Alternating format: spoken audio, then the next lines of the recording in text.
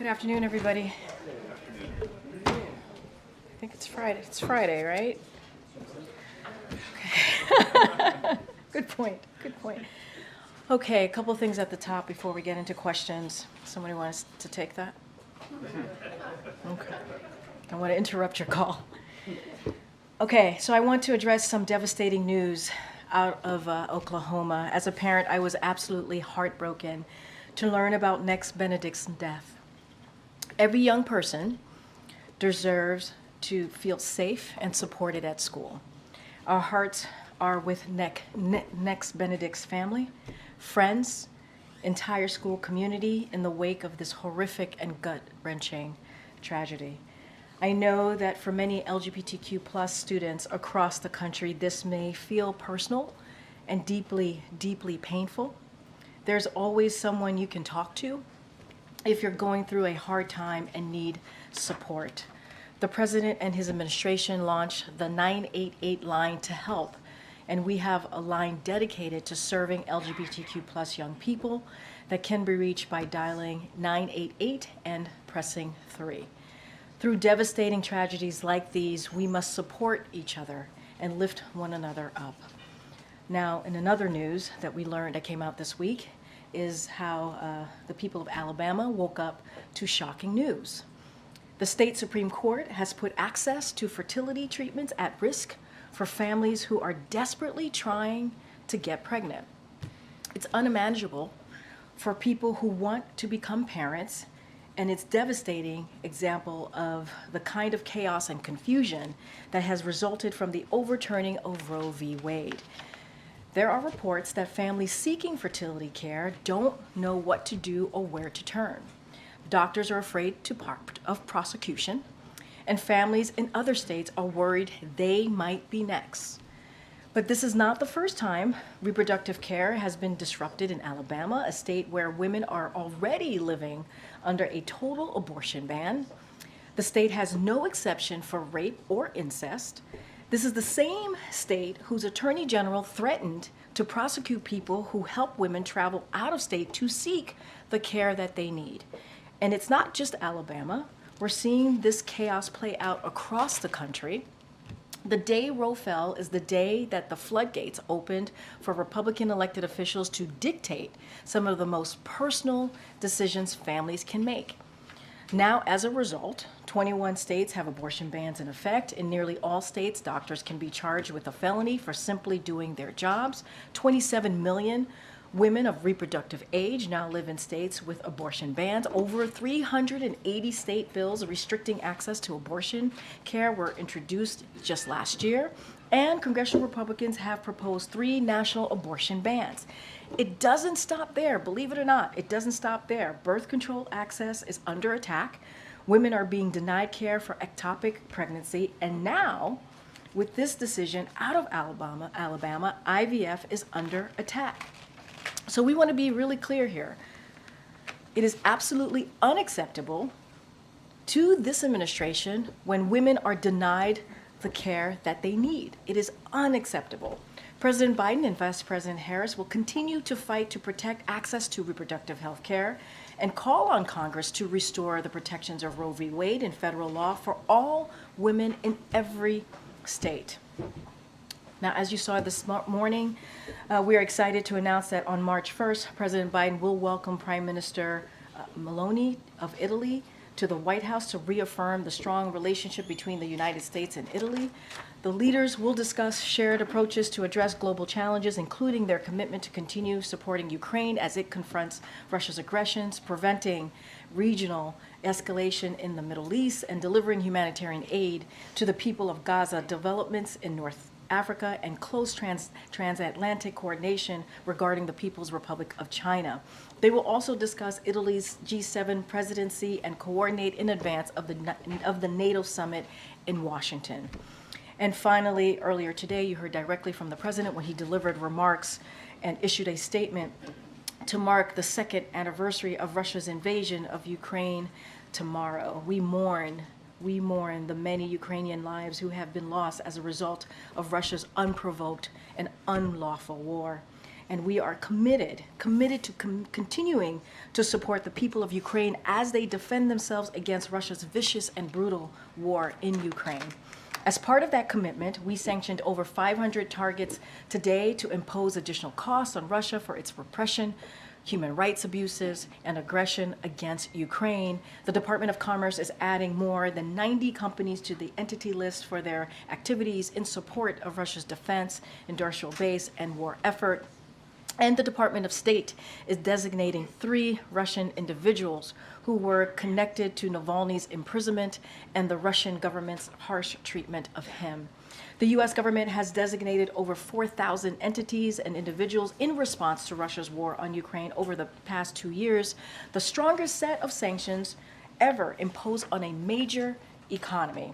And we will continue. We will continue to take actions to ensure Mr. Putin pays a steeper price for his aggression abroad, the repression at home. At the same time, we need House Republicans to join us in standing up to Putin and to take action by passing the National Security Supplemental Bill to ensure we can continue to support Ukraine. Time is of the essence, and Ukraine cannot afford for House Republicans to continue to delay. Before I continue, we will have the week ahead later to all of you. I don't have that in front of me at this time, but obviously we'll share that with all of you. Go ahead, Zeke. Thanks, Karine. We've heard some sharp words from the President, from yourself, criticism of the Speaker for not bringing Ukraine aid to the floor. Has the President reached out directly to the Speaker at all since their last conversation a month ago? So we haven't. I don't have a call to read out to you about a call between the President and the Speaker. You look, I want to be very clear here. We've been, and it's been clear to all of you, and you've all reported this as well. We know for a fact that if this bill, this national security supplemental, were to go to the floor, it would get bipartisan support. This is in the House, obviously. We know that House Republicans would support this. We know that House Democrats would support this. All he needs to do, all the Speaker needs to do, is bring this to the floor. It will get support. Instead of playing political games here, instead of playing political stunts. And you all have reported, I believe Politico reported, how there is no direction for this Republican caucus in the House. They don't have a plan. And it's easy to do. This is something, and I'm going to be really blunt here, lives are at stake. If you think about what's happening in Ukraine, if you think about what's happening in the Middle East, lives are at stake here. This is about saving lives, and they can get this done. This is also about the national security of the American people. So if he truly stands with the American people, he would get this done. Put it on the floor. It will get bipartisan support. Put it on the floor. Stop playing political games. In your topper, you mentioned the Alabama decision. Is there any actions the federal government can take or is looking at taking to try to help women who are trying to get in vitro fertilization services, particularly at those hospital networks that have stopped the practice now? I mean, look, I don't have anything to share at this time. I know you're asking me, are there any policy actions, right, that we can take from here?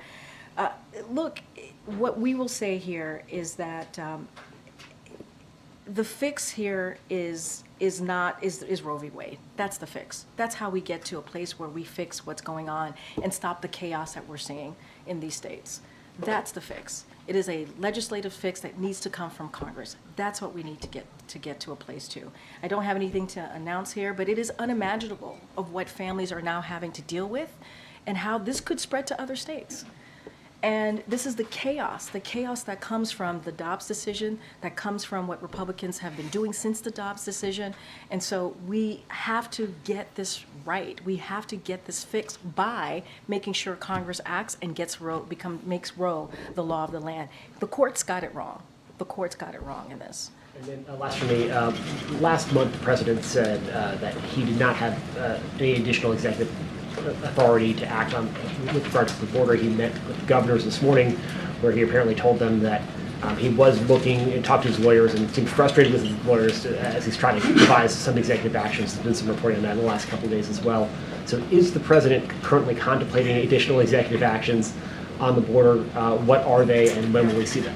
So look, we don't have any actions to announce today. No decisions, and this is something that I've actually spoken to the president about. No decisions have been made on this. Here's what we know, and here's the bottom line. There is no executive action that the president can take, no matter how aggressive it could be, can deliver the significant policy reforms and additional resources that Congress could have provided that Republicans rejected, right? There's nothing, no actions that he could take that would have been, that would be as tough, as fair as this bipartisan legislation that came out of the Senate, obviously, that we worked on for months. And that's what would have actually dealt with this, what was happening at the border, dealt with the immigration situation. And this is what Republicans rejected. And so, look, I don't have any decisions to make at this time. What we believe is that that piece of legislation that came out, a bipartisan piece of legislation that came out of the Senate, that would have been the way to move forward here. And again, Republicans in the House decided to block that. They decided to go a political direction. They decided on issues, on policies that were included in there that they believed in, that they, at one point, believed that's how to move forward to deal with the border. They rejected it. And so, again, don't have anything to announce at this time or any decisions, to be even more clear, any decisions that have been made right now. But we had something on the table that came out of the Senate in a bipartisan way, and they decided, and they rejected it, meaning the Republicans in the House. Kids. Thanks, Karine. On the Alabama IVF ruling, how concerned should American families be that this could spread to other conservative states? And does this president need to do more than simply calling for the codification of Roe versus Wade? Does he need to go further here, since this does deal with a separate issue? And I hear your question here. Yeah, they should be concerned. They should be concerned, on your first part of your question, they should be concerned that this could spread in other states. This is the chaos that has come out of the Dobbs decision. This is the chaos that has come out of getting rid of Roe, which was the law of the land for almost 50 years. And so, look, what needs to happen, I mean, the way that we fix this, or the way that we get to a place where women feel protected, where women can make decisions on their own body, where families can make a decision on how to move forward in growing their family or starting a family, is to get Roe v. Wade needs to be the law of the land. That's the fix. That's what needs to happen. That is the best way to move forward here. And on the border deal, the president had earlier said that he was out of options when it comes to executive actions. Does the fact that he's considering other actions mean that there was more he could have done earlier? So what changed? I'm going to be very clear. The bottom line, the only way we could move forward in a effective, more comprehensive way was to move forward with the bipartisan legislation that came out of the Senate. That was the way that we believe would have been one of the toughest and one of the fairest bipartisan border security bills that we have seen in decades. It would have dealt with giving resources that's needed at the border. It would have dealt with dealing with policy issues that relates to immigration. And that's the way we should have moved forward. A couple of things that it would have done: establish a more efficient process for asylum claims with consequences for those who do not have a legal basis to remain in the United States, provide more resources to secure the border and process claims, Border Patrol agents, law enforcement personnel, and detection technology to combat fentanyl trafficking, asylum officers and immigration judges, make our country safer, our border more secure, while treating people fairly and humanely, consistent with our values as a nation. Republicans rejected this bipartisan agreement that came out of the Senate. That's something that the president worked with in a bipartisan way, obviously with Republicans and Democrats in the Senate for months. They rejected that. And we believe that is the direction. That is the bottom line for us. That's the way we should have moved forward. I don't have anything to announce or any decisions that's been made. Yeah. Roe versus Wade versus trying to protect women's rights to IVF treatment, they are two separate things. So is the administration looking at protections for the latter? Look, don't have anything to share on any policy changes or any policy updates for all of you, but we have to understand how this started.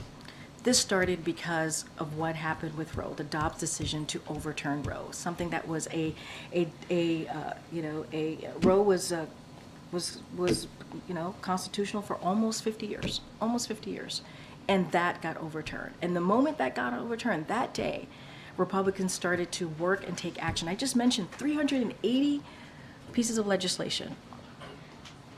to go against what difficult decisions that women need to make about their bodies, about their family, about how they're going to move forward, about the care that they need. 380 pieces of legislation across the country. That's what is happening. That's what's happening right now. And so the chaos has been started. It was started the day that happened, the day Roe was overturned. And the only way to fix this, the best way to fix this, is to restore Roe.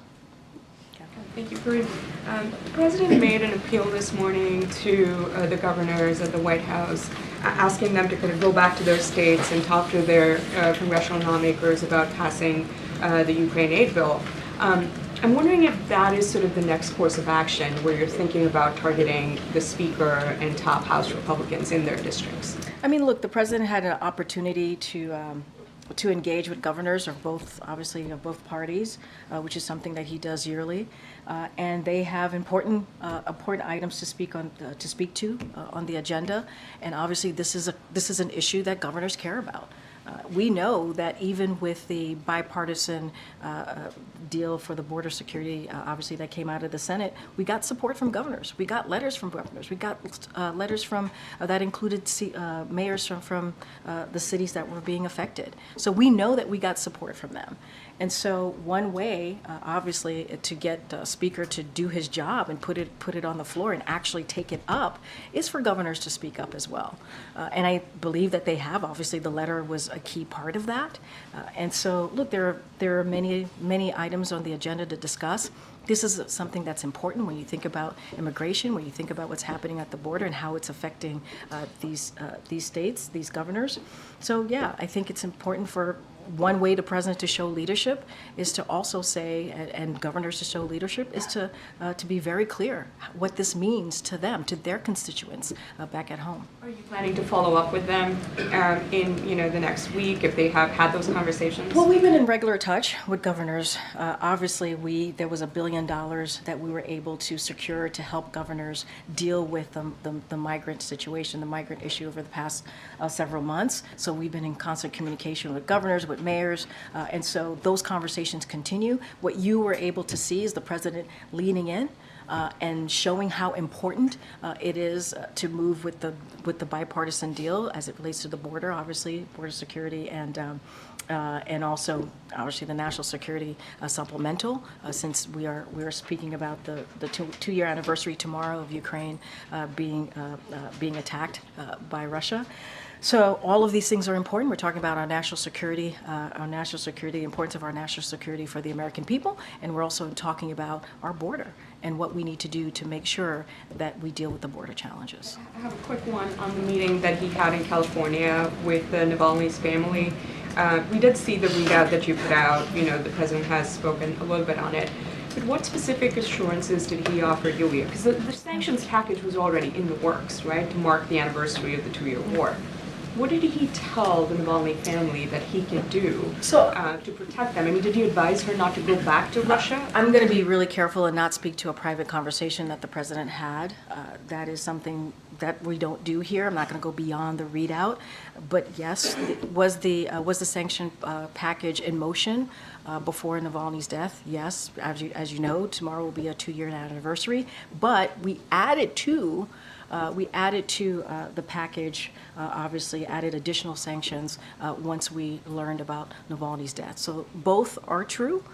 In this case, both can be true and are true. And so I just am not going to go beyond a conversation, a private conversation. I'm just not going to do that. Obviously, it is her decision to make. I'm just not going to get into private conversations, okay?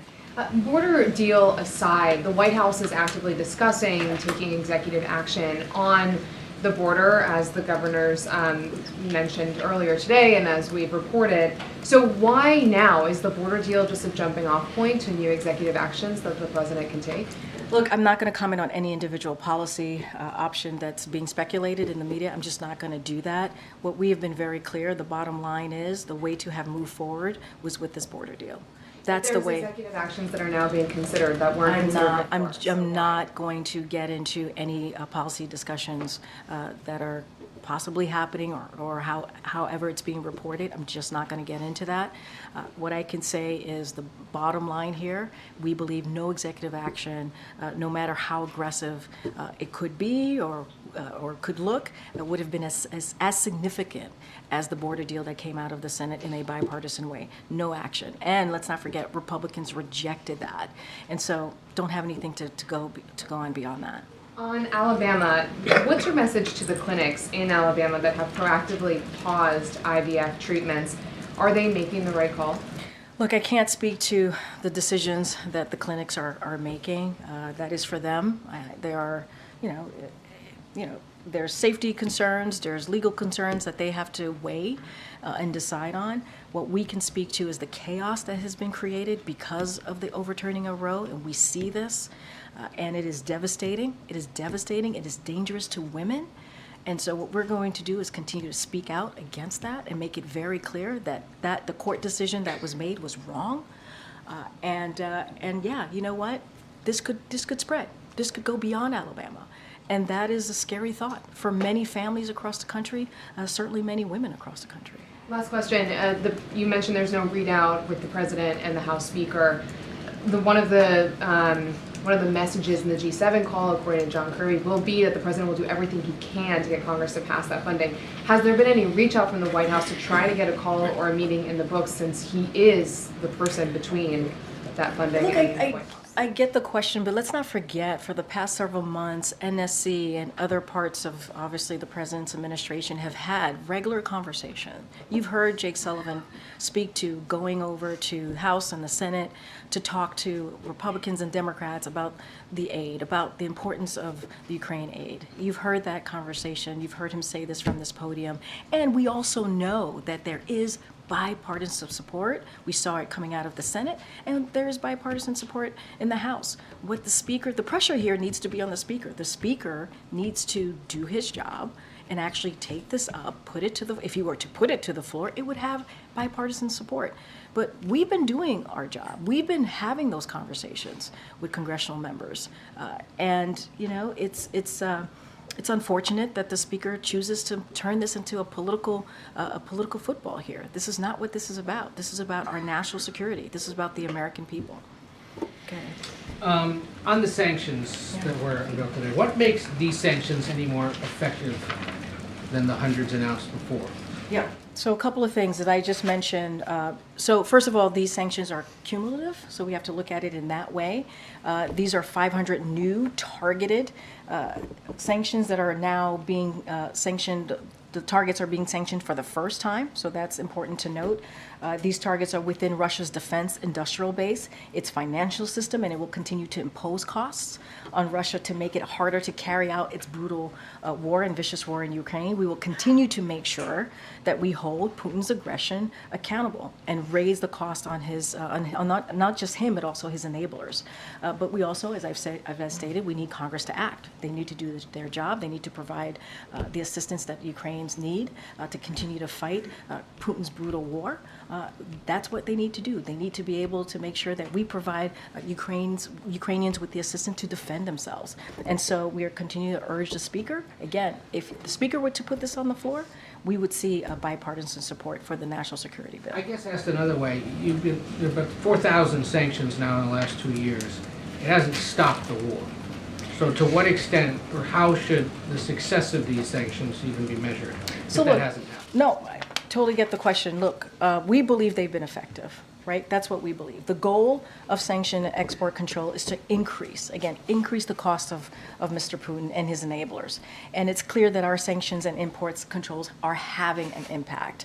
And so, and it's not just them, it's obviously Russia had been forced because of we're raising the stakes on Russia and and his enablers. We see Russia being forced, right, to turn to countries like Iran and North Korea to get the arms and ammunition it needs to carry out this war. I want to just lay out an example from Bloomberg. Bloomberg reported last month that Russia's government has tapped almost half of the national wealth funds available reserves as it pours money into its defense budget at the expense of Russia's other needs. When you think about Putin's own oil czar, he's linked the fact that Russia has been forced to sell its oil at heavily discounted prices to our coalition's increased enforcement of oil price cap in recent months. So we have seen the impact. We believe, again, this is cumulative, what we were able to sanction, again, 500 additional targets, and we believe that it has had an impact on. On the Alabama IVF ruling, you have spoken out just here forcefully about it. The Vice President did yesterday and continues to on her national tour. The President tweeted about it and issued a written statement. Yeah. When might we see him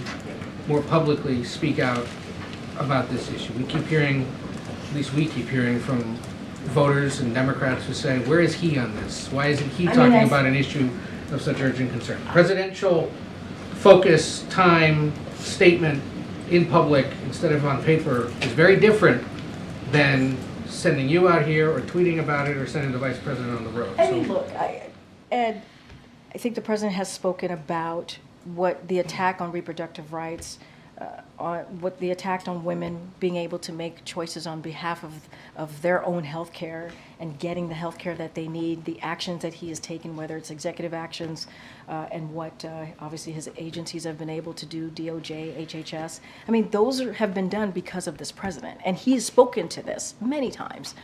The day that Roe was overturned, you heard from the president. The president was the only person that spoke to this on that day.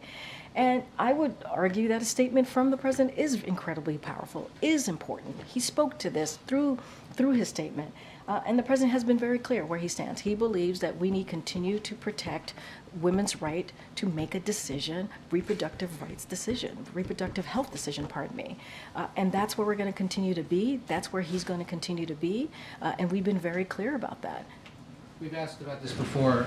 The Congressional Hispanic Caucus is once again concerned they are not being brought in to conversations about potential executive orders and other actions taken by the White House, saying that what they're reading about at least is unacceptable to them and they haven't had much dialogue with the White House about it. Are there any plans to remedy that? So first, no decisions haven't been made. I want to be very, very clear about that again.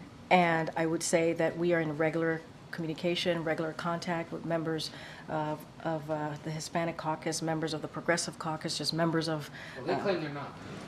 From my understanding, and I've asked about this, we've been in regular communications with them. And so obviously we respect congressional members. We work very closely with them on many, many issues.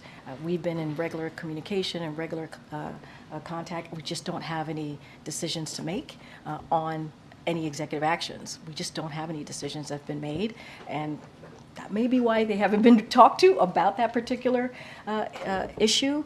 But I would say as it relates to immigration, as it relates to what we've been trying to do, certainly as it related to the bipartisan agreement that came out of the Senate, we were in regular discussion. No decision has been made.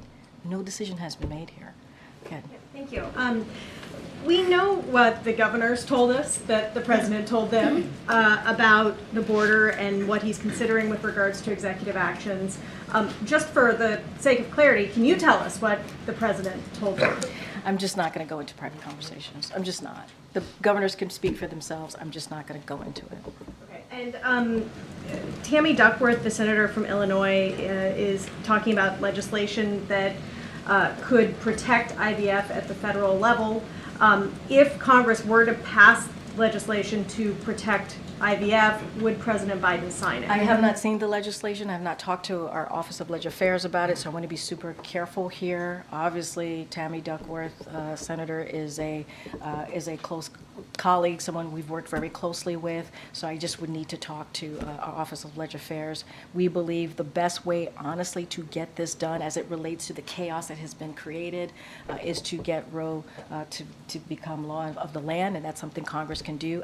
I want to be careful. I just don't want to speak to that particular legislation. And are you actively trying to get additional funding for the Border Patrol or some of the other funds to help deal with the border situation added to the CR or whatever vehicle might have to move to avoid a government shutdown? So, look, We're always having active conversations on what else we can do to deal with the challenges at the border, obviously. Don't have anything specific to lay out on any additional funding. Obviously, there was additional funding that we requested in that border security supplemental. Obviously, there would have been additional funding if the House Republicans would have moved forward with that bipartisan agreement that came out of the Senate, and Republicans didn't reject it outright. Obviously, that would have been helpful to what's happening, the challenges at the border. I just don't have anything to share on the specifics. Go ahead, Richard. Some more on the border, Karine, but the northern one, it's not as dramatic as in the south, but there are different and more reports on migrants crossing the border to come to the U.S. Is the administration worried? Is it in contact with the Canadian government to try to stop the flow? So look, we are in constant communication with our Canadian counterparts, obviously on a range of issues, including migrants attempting to cross the border. Don't have any new announcements to make, but we are constantly having those conversations with our counterparts in Canada. I just don't have anything for you at this time. How worried is the administration that it's happening more and more? I mean, look, I'm not going to put a gauge on this, on how worried we are, but we do have constant communication with our counterparts on a range of issues, including the one that you just laid out to me. And on the sanctions, the Canadian government today, in parallel, announced its own package of sanctions against Russians and Russian entities. How was the coordination happening, the planning of all this? I mean, obviously, I just laid out that we are in constant communication with our Canadian counterparts on a range of issues. Obviously, Canada has been a strong partner with us, along with 50 or 49 other countries, obviously, NATO, including NATO alliance as well, and what the president has been able to do to bring a strong front as it relates to helping Ukraine beat back with Russia's aggression. I don't have any specific conversations to lay out on how that potential coordination worked, but we are in constant communication with our Canadian counterparts. Thank you, Karine. On the consideration of these new executive orders for the border, what changed between the time President Biden said, "We are a nation who says if you want to flee and you're freeing oppression, you should come," and now? I don't understand. What do you mean? Your question, I don't get. As a How candidate, it's President connected Biden to was the- telling people to come to the border. So what has changed since then? I don't have the context of this quote that you're giving me, but what I will say is this. The president took this issue very seriously of what is happening at the border and the immigration system as a whole, right? And we have said over and over again, this is a system that has been broken for decades. Under the last administration, as you know, which was a Republican administration, and other administrations before that. And he took this so seriously that the first piece of legislation that he put forth on day one was on immigration reform. That is what counts, and that is what matters. And for the past several months, we worked with Republican senators and also Democrats in the Senate to try to come up with a fair and tough piece of legislation that would deal with border security. That was, let's not forget, endorsed by the Border Union Patrol. And that's how seriously the president has taken it. We've done this for months, and House Republicans have gotten in the way. The Speaker has gotten in the way. And so we want to deal with this issue. This is an issue that majority of Americans care about. House Republicans, the Speaker got in the way. The question really is for the Speaker. What changed? Speaker Johnson, what's changed? Something else President Biden has promised is a more humane border policy than Trump. So why would he even be considering now a border policy that is more similar to Trump? What border policy are you Well, talking about? Axios is reporting that the legal authority Biden is considering using powered Trump's Muslim ban and similar sweeping restrictions at the border. I'm not going to get into or comment on individual policy option that's being speculated right now. As I said before, no decisions have been made. We want to make sure, the president has been very clear, he wants to make sure that our country is safer, and we need more border security, obviously, to secure our border. We've been very clear about that, and we want to do it while treating people fairly and humanely. And that is consistent with our values. But look, Republicans continue to get in the way. Speaker Johnson has gotten in the way of this. And so a lot of these questions are for him. We did our job. The Senate did their job in a bipartisan way. There are provisions in that policies that are in that legislation that Republicans agreed with at some point, not very long ago, just last year, that they agreed with, and now they're rejecting it. Okay. Karine, with regards to the sanctions on Russia, you mentioned that previous sanctions you said had been effective, in part because Russia was forced to go to other countries like Iran and North Korea to get resources. Still, though, the war is not over. How can you make the argument that those sanctions have been effective if they're still getting those resources from those other countries, wherever they're getting it from? I mean, we believe, and I just laid this out moments ago, that we have seen an impact. I talked about Bloomberg. I talked about what Putin's own oil czar has had to do. I mean, this is what we have been able to impose on Russia has been pretty significant. It has been pretty significant when you think about another major economy, the most that we've ever been able to do on any major economy. And as I've stated, this is cumulative, right? This is a continuation, and we believe, as has been reported, that we have seen some impact here. We're going to continue to use every tools in our tool belt. Obviously, we're going to developing new tools to make it harder and costlier for Russia to fuel its war machine. That's what we're going to do. And at the same time, we need Congress to do their jobs. We need House Republicans. We need the Speaker to put on the floor a national security supplemental plan that we believe and we know will get bipartisan support. We've heard from Republicans in the House. We've heard from, obviously, Democrats in the House. That's what we need the House to do. And on the border, I know you said you couldn't or wouldn't get into specific executive actions being considered or not considered, but bottom line, as a policy, does the administration believe that asylum laws need to be strengthened? I'm going to be. I The know. reason I asked that is that the bipartisan bill, and you said the president would sign it. Yeah, he would. Strengthen asylum laws. So I just want to be sure the administration does believe that asylum laws need to be strengthened. Obviously, because it was as you just stated, in the bipartisan legislation that came out of the Senate that the president's team worked very closely on. I just want to be very, very clear and very careful. Decisions haven't been made. I'm not going to get into any internal policy, individual policy, option that's being speculated in the press. I'm just not going to do that from here. But no decision has been made. And finally, on a separate topic, I know the U.S. has had a complicated relationship with Mexico before. I wanted to get the White House's reaction to President Lopez Obrador doxing a New York Times reporter in a press conference. Oh, well, I've not seen that. Obviously, that's not something we support. We believe in the freedom of the press, obviously, which is why we do this on almost on a daily basis. It is important for the press to be able to report on issues that matter to the American people freely, in a way that obviously you all feel secure and safe, and in a way that you're not being doxied or attacked. That is something that we will obviously reject. Thanks, Karine.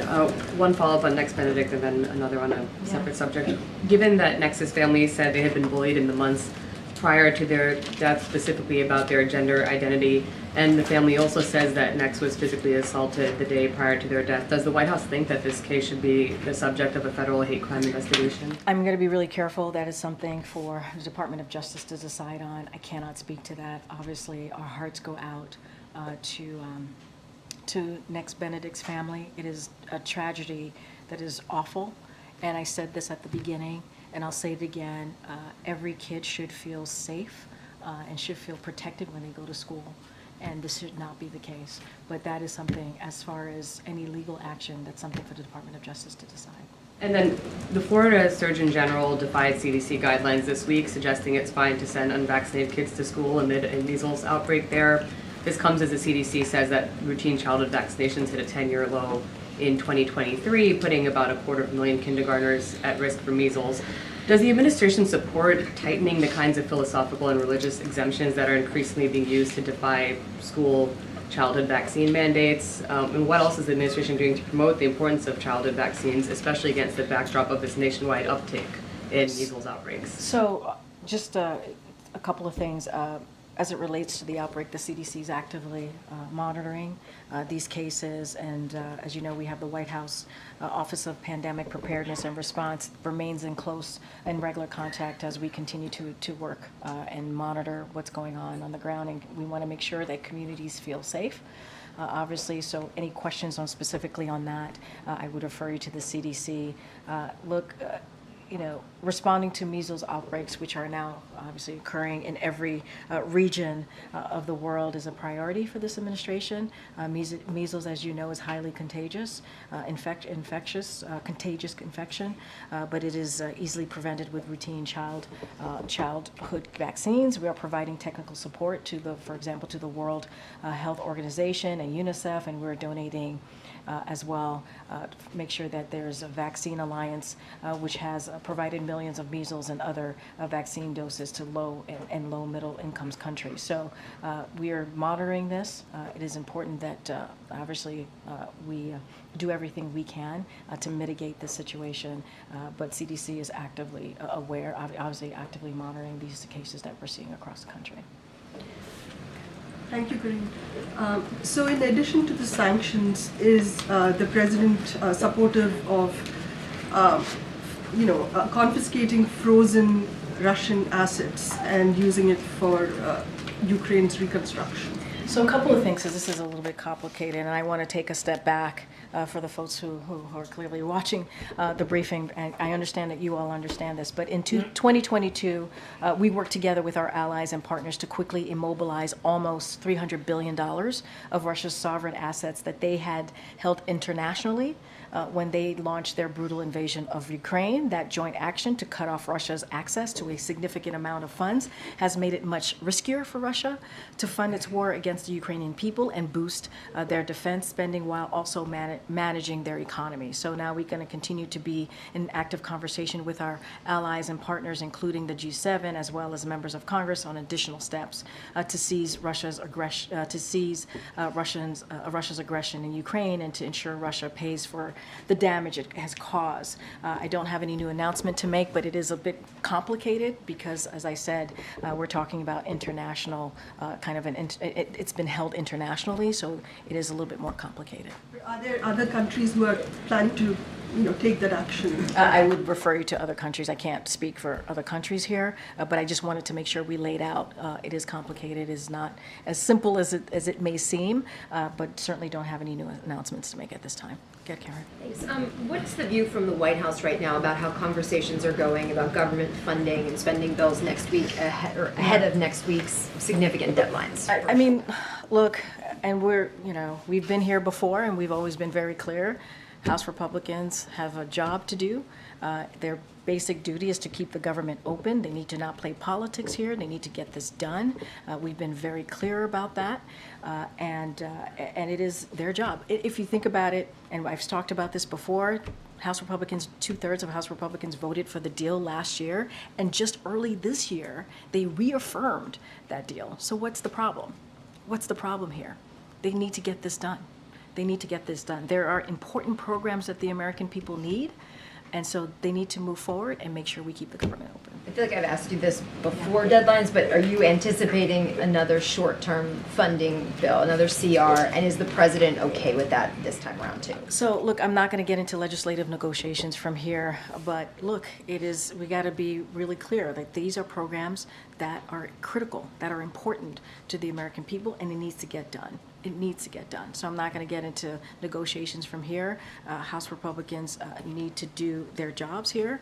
They need to get to work, and they need to make sure that they prevent a needless shutdown. And are White House officials involved in any conversations, like legislators, with congressional leaders this weekend about getting closer to something? So I can say that OMB and our Leg Affairs team are in touch with lawmakers from both parties every day on the need to keep the government open. But again, this problem is a problem of the House Republicans making.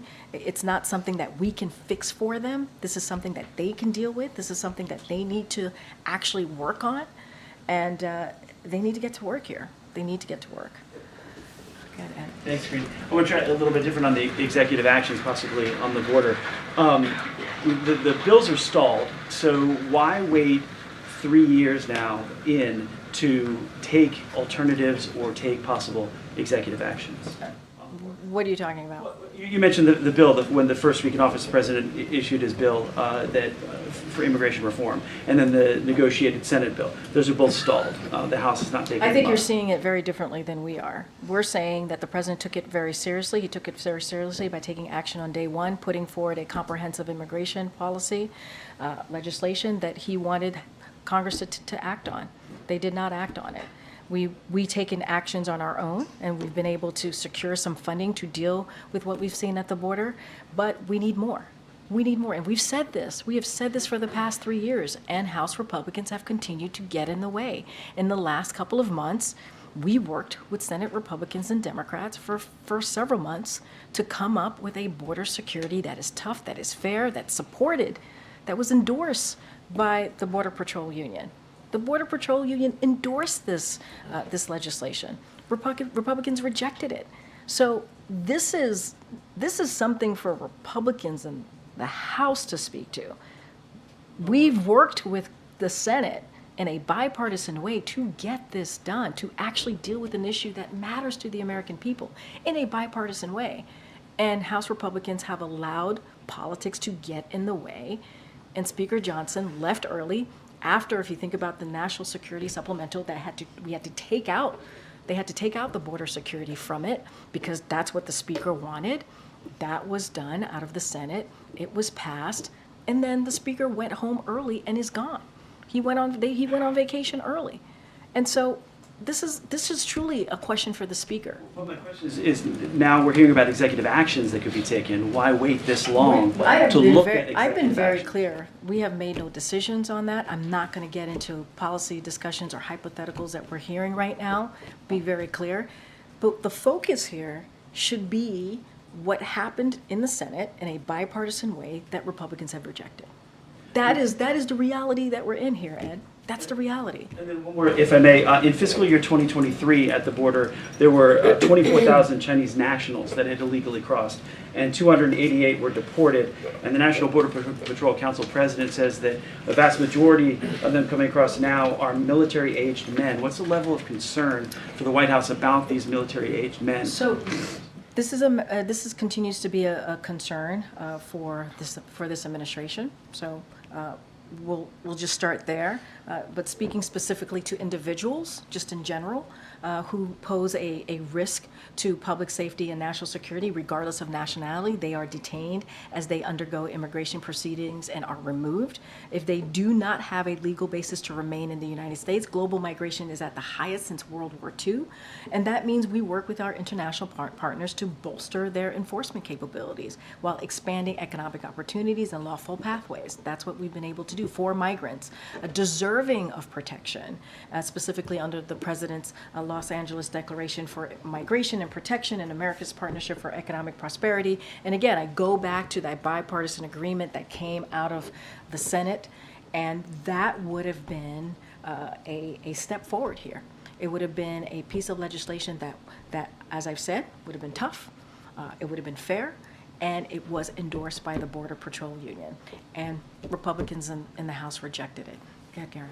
Ms. Karine, a group of progressive lawmakers led by Congresswoman Barbara Lee and 200 organizations sent a letter to the president this week urging him to take executive action, including executive orders, to advance a range of bills that have been introduced by Democrats that have been stalled in Congress, including H.R. 40, which the president said he supports, to create a reparations commission, the John R. Lewis Voting Rights Act, as well as resolutions to protect Black history and create a ban books leaks in light of these bans we've been seeing in states like Florida. Has the White House received this letter, and does the president believe that his racial justice agenda has been effective, and does he think that he can do more through executive action? So let me just say that and yes, we have received the letter, and a lot of the items in the letter that has been, the issues that have been outlined is some of the causes that the president has championed over the past 3 years. The president has taken, as you know, historic actions as it relates to voting rights here, strengthening voting rights on the federal level. He's taken action to raise wages. Let's not forget the actions that he's taken, because he's taken the actions on on building an economy from the bottom up, middle out. We have seen, as it relates to unemployment for the Black community, when he walked in, it was at 9%. Now it's at 5%. Always more work to be done, but that matters. Black wealth has jumped up to 60% since the pre-pandemic days. He supports a study of reparations and continues and the continuing impacts of slavery, and signed an executive order to deal with racial equality on his very first day in office, as it relates to the federal government and what the agencies can do better. And also, he's spoken about banning of books as it relates to Black history. So the president's is committed to making sure that we address racial inequalities here, and he's going to continue to take action to make sure no communities are left behind. And as I just stated, he's taken historic executive action on this issue. This is a priority for this president. When he walked into this administration, he talked about the different crises that our country was dealing with. Climate change, it was COVID at the time, the economy at the time, racial inequality was part of that as well. And so he's committed. He's committed. You're trying to get me. Go ahead, sir. Thank you. Karine, last year in December, the administration sold weapons to Israel bypassing Congress. Why can't the U.S. do the same for Ukraine right here and right now, given their desperate need of weaponry? I mean, we actually need funding. We need this funding in order to get Ukrainian what they need. It's gone. You've heard the admiral speak to this. You've heard the National Security Advisor speak to this from this podium. It's gone. There's no more. We need Congress to do its job and to pass much needed assistance, security assistance that the Ukrainians need. We're talking about a sale for weaponry. There's a lot more to this, right? There is actual funding that we need to make sure that we get, so that DOD and so that obviously the Pentagon can do what it needs to do in order to give the security assistance that is needed, to give the weapons that they need to fight against Ukraine's aggression. You've heard the admiral speak to this today in his gaggle, and you've heard him talked about this multiple times. There is an assistance that we have to provide to them that we just don't have it now. We're done. If there is no success on the Hill, would you consider selling weapons to Look, Ukraine? the way to deal with this is to pass this national security supplemental. The way to actually help the people of Ukraine to fight for their sovereignty, to fight for their democracy, to fight against Mr. Putin's aggression is to actually pass this national security supplemental that would get bipartisan support in the House. It will. That's how we move forward here. There's no other way to actually do this in a bipartisan scenario. It's there. And the speaker needs to do his job. Speaker Johnson needs to take this up. We know that the bipartisan support exists. We've heard from Republicans speak to this directly and very recently. So why doesn't he just do his job and stop putting politics in front of this? This is why I don't want to get into hypotheticals, because there's an option that exists. There's an actual option that exists. And the speaker's putting politics in this. And that's not how we should move forward. All right, everybody. Thank you so much. Thanks, Karine. All right. See you tomorrow. Not tomorrow. Tomorrow's Saturday. See you next week.